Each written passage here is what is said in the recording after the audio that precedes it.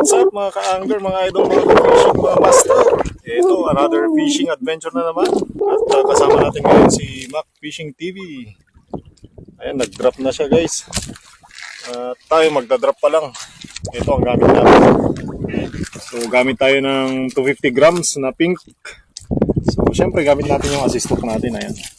Sa mga gustong mag-order ng assist hook na gawa natin, ayan, mag-message lang kayo sa Reg Fishing TV Adventure o kaya sa Reg Fishing TV Facebook page. Dalawang klase yung assist hook natin. Meron yung flasher skirt, yung saka ito, meron yung may squid. Ayan, so ayan, paarawan muna natin para mag-blow. Yung setup na gamit natin ngayon, ilalagay ko na lang sa may description ng video. Check nyo din kung saan kayo bibili. Alright?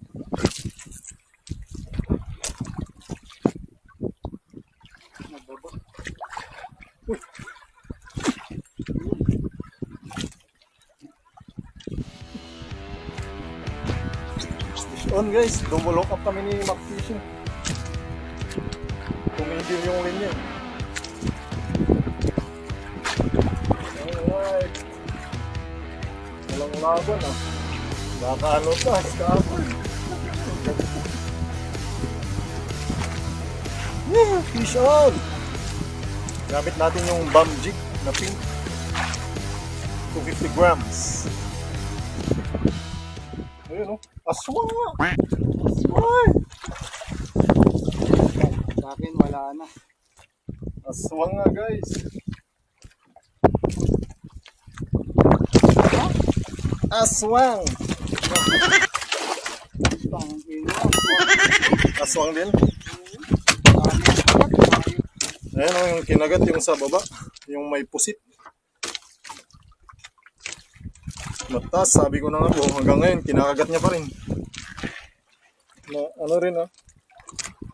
2 kiloin din ah. Oh, wag mo nang sirain yung hook ko. Oh. Wait, mew! Pino. Uy, naku, titirain pa ko. Binungi ko na eh. Ayan, drop ulit tayo. Sana hindi na aswang.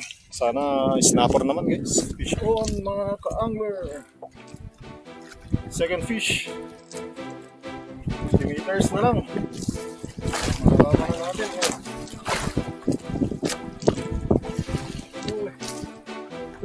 Ayun o.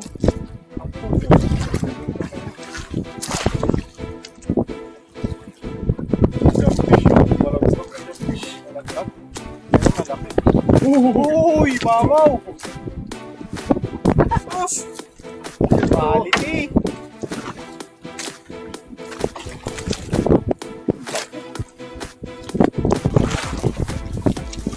Yes, oh.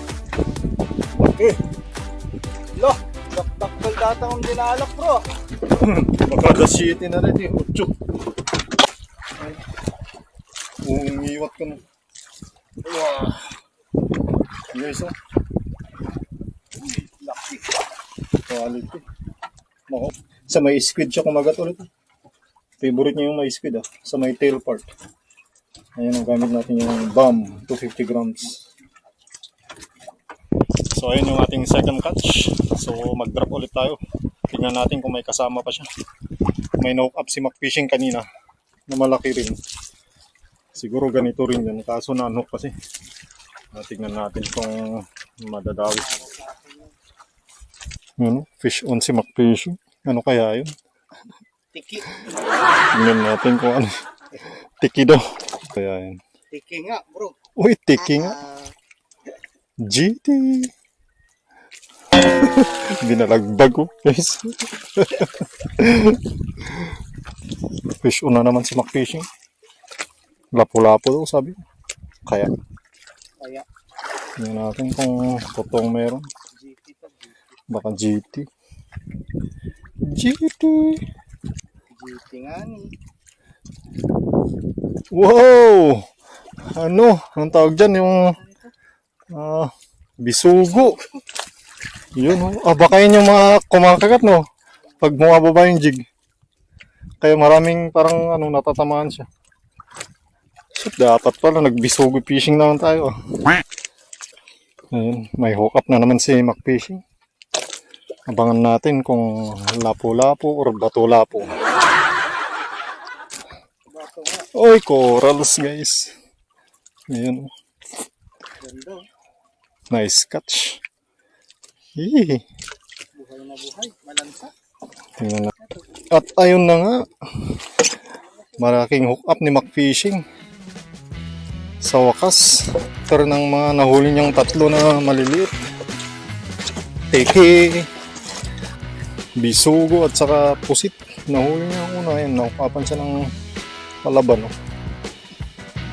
Ano kaya yan? Ayan o, nagpapakita na. Parang GT nga. Dito na. Oh. Ayan na. Kasi, sarap oh.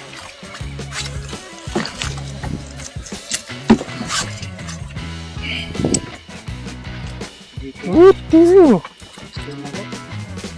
Yun oh. Wow. 4 kilos. Uy. Big size. Ay. Oh. Yes, sir. Yes sir. Dito ko pinatamaan eh para hindi dumugo eh. Oh, ayan na ang mamaw ni McFishing. Yes, nakahuli din ng tamang isda. Tama daw. Hindi pa. Mali pa lang isda mo guys. Yung mga nahuli niya nung una. Mali yung mga una eh. Ayan o. Mga 4 kilos din ah. Mali pala yung una guys. Mariti. Woo! Sarap prituin ng buo to. Ang tanong, may kawali kang malaki.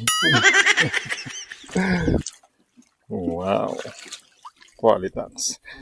Yun o. Yes sir. Yes, sir. So ayun na nga mga ka-angler. Ganun talagang fishing. Minsan nadodonate ka, minsan nakakagatan yung jig mo, pero wala kang nahuhuli. Ganun talaga. Minsan talagang paldo naman. So depende talaga sa larga mo. Kung na-tempuan mo yung kagatan nila sa oras na pumunta ka sa spot, talaga mag-harvest ka na. So, anyway, kita-kits tayo sa susunod na fishing adventure. Until next time, fish be with you!